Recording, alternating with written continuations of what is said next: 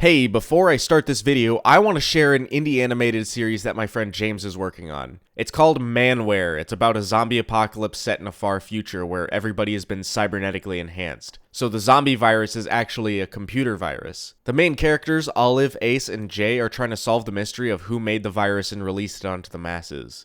I've known James for years, and he spent a ton of time working on this series. Episode 1 and 2 are already out with,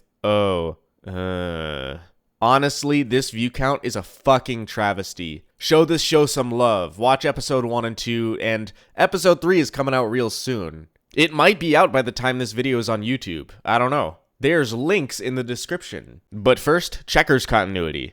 Cartoons make these conscious choices to add in these complex things like board games, have characters bring attention to it, and then not follow through on continuity. Sure, this is entirely a nitpick, but you can't have Pearl win the game in one move when in the previous shot the board looked like this. Those pieces aren't even on the right colors. This lifeguard stand hasn't appeared before, and I can't think of any time where it appears again.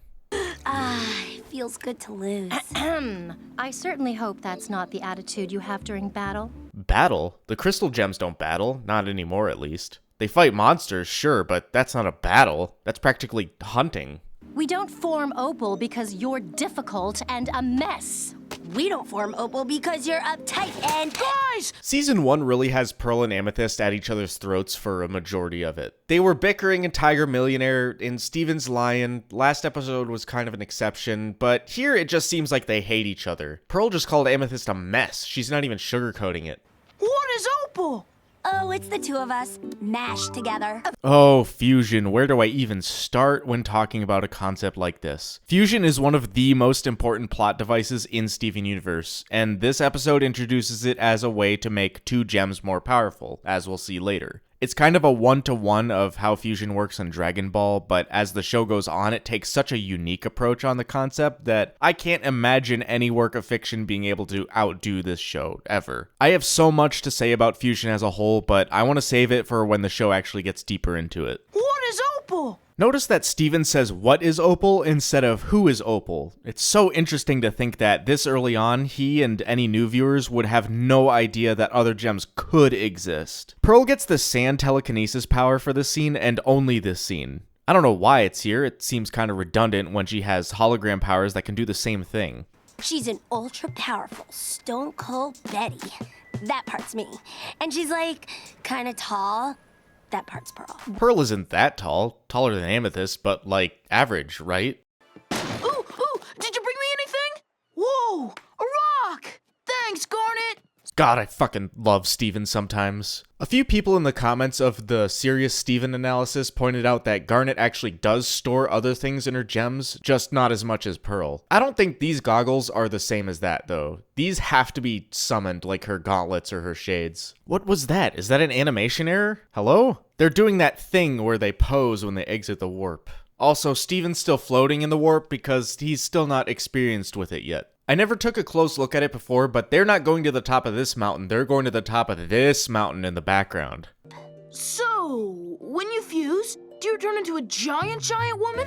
Or just a regular-sized giant woman? My current full-time job is at an elementary school, and I have to say this is one of the most realistic, obnoxious kid lines in the series. Kids will constantly change the subject like this, in the least subtle way possible. Steven has to turn around to get down from this warp pad. I love details like this. This warp pad is way high up. Of course he's not going to just step off it. He's not a big boy yet. These stacks of rocks are called cairns, and the ones these small couldn't last more than 100 years or so, meaning there must be hikers that come and explore here to see the gem ruins. What about if you eat a hot dog? Whose stomach does it go into? Or do you share the same stomach? That would be gross. I'm calling it now. That's the main reason Pearl won't fuse with Amethyst. When they unfused, she probably gets half of what Amethyst ate earlier that day. We only fuse for deadly situations. That's another one I'm saving for later. Pearl talks out of both sides of their mouth a lot, and I'm stockpiling some examples. All I wanna do is see you turn into a giant woman, a giant woman. This is the first song we've had in quite a while, and I honestly have nothing to say about it. It's cute, that's pretty much it. Not every song is going to be a masterpiece. Oh, this shot fucks with my head. They're climbing up, but it's at a Dutch angle, so these mountains in the background are completely sideways. It's vertigo-inducing, even if it is only like a second long. These mountains must be the same as the ones from the intro. I've always thought that, ever since this episode came out, and it makes too much sense. Steven tamed this goat faster than anyone has tamed anything. Lion was already tamed, that one doesn't count. This shot has a lot going on. Firstly, these islands are floating seemingly on their own. There isn't any gem tech that's actively keeping them up, at least that I can see. Floating things like this appear quite a bit in the show, and I always like that aesthetic. It reminds me of those floating islands with the banshees in Avatar. Also, way down below, it looks like some kind of brick pattern, but it's more likely fields of crops, meaning, holy shit, they're high up. And how the hell does it go from these towering mountains to flat farmland so quickly? You should fuse into Opal and then lay across the rocks like a bridge. We don't need Opal to get across. It's really subtle in this scene, but notice how Pearl refers to Opal as if she's an entirely different person. It's because she is. Opal and fusions in general are treated as entirely different characters from their counterparts. So fusions and individual gems will talk about each other as if they're different characters. It's done really consistently throughout the show. Remember this design from episode 1? I bet you didn't notice this one, did you? This is a good character moment for both Amethyst and Pearl, maybe even rivaling them actually fusing at the end of the episode. This is the first time you can see them thinking and acting this quick. Only Garnet has done something like this so far in the show. This bedroom breaks all of the rules of this show's history and lore. There's no possible reason that this room would have any of this stuff, let alone all this modern technology like a TV, Game Boy, Sega Genesis, and all of them being miniature and placed there for a corrupted gem. To everyone out there that insists that every detail in the show has some sort of relevance to the lore or plot, how does this factor into all of that? It doesn't. It's that simple. Sometimes these gags can just be gags, and there's nothing deeper about it. The reveal of this bird monster would have been so cool if all of the advertising for season 1 didn't feature it constantly. Like, nothing in this episode hinted at this being the monster, but it's so out of left field. The rare Steven eye shape that's not a star, don't see that often. Also, Pearl using her spear as a spear, don't see that often. I'm not a music theorist, at least not professionally, so what I'm about to say is pretty unresearched. Each of the crystal gems and even some other main characters have an instrument that plays in the background music to represent them. It's not a leitmotif, that's something else, but it's kind of in the same category. Amethyst is represented by electric drums and Pearl by a piano. Both of these instruments play together during this fusion dance, and later when Opal is on screen. Really cool details, and I wish I could talk more about it, but like I said, I know next to nothing about music theory. There are a lot of more in-depth videos about this, though. But listen to how this music is during this failed fusion dance. And then listen to it when they're actually fused.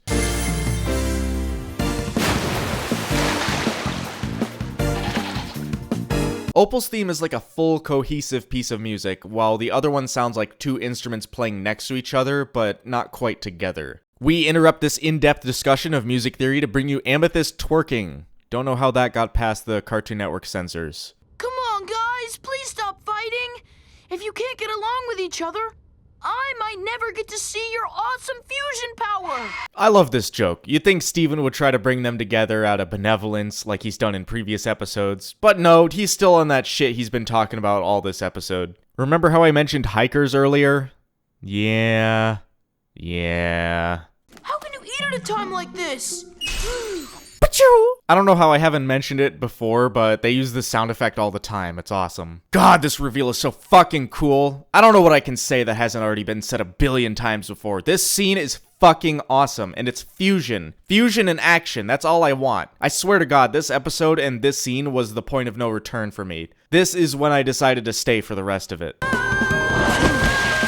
Stay low. You know what's fucked, though? Opal only gets 2 speaking lines in the whole series and the movie. The rest of it is singing. She gets more speaking lines in those weird Dove promos than the show itself. Weapon fusion is one of those things in the magic system that you can wrap your head around instantly. It makes total sense. In the storyboards, she initially formed a Hindu swastika with her arms, but that was changed for obvious reasons. What's more powerful, Opal's bow or the light cannon? It's Opal's bow. How do I know? I'll tell you when we get to episode 51. It's hard to see, but that arrow shot just bubbled all of these gems and sent them back to the temple. No wonder they set up this character to almost never show up, with Amethyst and Pearl bickering all the time. She's too powerful. Gem monsters wouldn't stand a chance against her. Wait a sec! I've got the beetle! Steven actually did something this episode.